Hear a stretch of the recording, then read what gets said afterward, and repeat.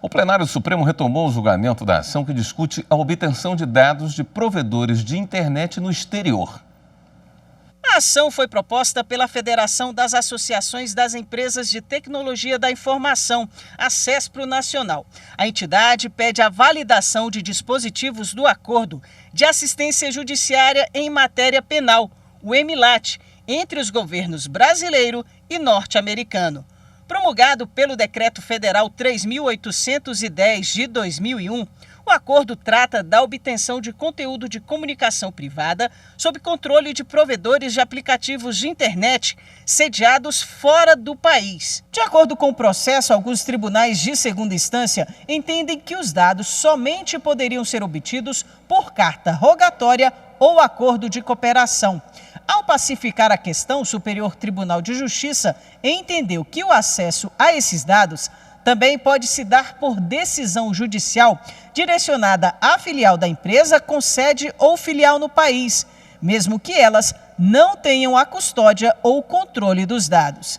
Em 2020, foi realizada uma audiência pública convocada pelo ministro Gilmar Mendes, relator da ação, para discutir o tema. O plenário, então, começou a julgar esse processo. Para a CESPRO Nacional, autora da ação, a liberdade de expressão e de manifestação do pensamento, a proteção da privacidade dos dados pessoais e a liberdade dos modelos de negócios promovidos na internet não podem conflitar com os princípios estabelecidos em lei. Já a União defendeu a constitucionalidade da norma, desde que seja reconhecido o caráter complementar do EMILAT e das regras processuais sobre carta rogatória. O relator da ação, ministro Gilmar Mendes, trouxe dados que foram apresentados durante a audiência pública sobre o assunto. As informações prestadas na audiência pública e replicadas nos autos apontam que, em relação aos pedidos de quebra de sigilo e obtenção de dados telemáticos nos Estados Unidos,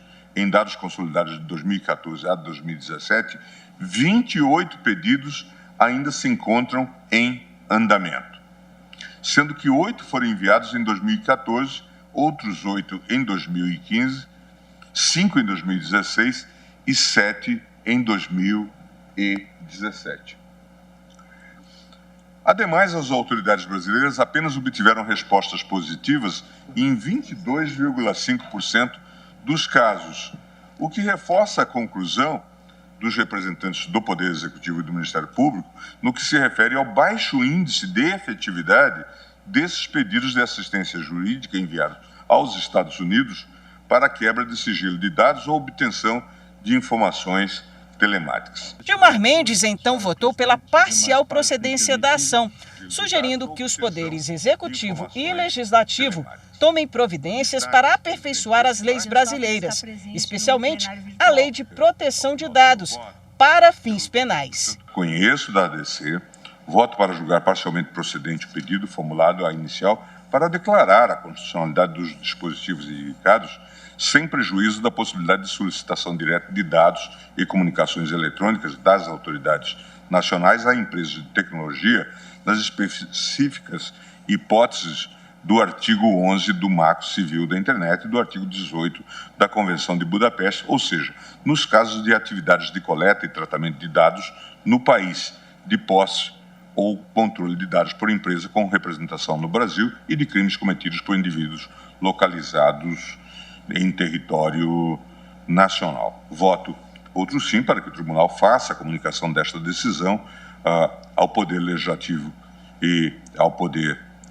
Executivo para que adotem as providências necessárias ao aperfeiçoamento do quadro legislativo com a discussão e aprovação do projeto de Lei Geral de Proteção de Dados para fins penais, LGPD penal, e de novos acordos bilaterais ou multilaterais para obtenção de dados e comunicações eletrônicas, como, por exemplo, a celebração do acordo